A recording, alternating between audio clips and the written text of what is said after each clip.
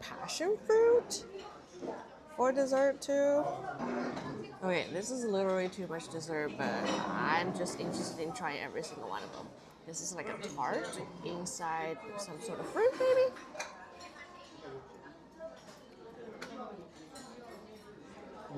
Okay, okay. The tart shell tastes very creamy, very good. This is like a coffee tart, maybe?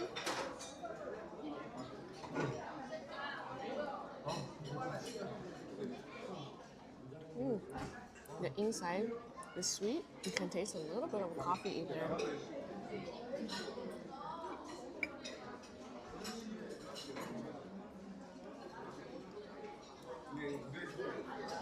Pretty good, pretty good.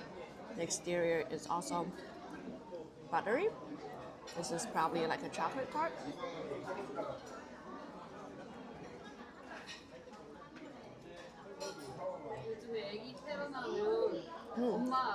Star chocolate.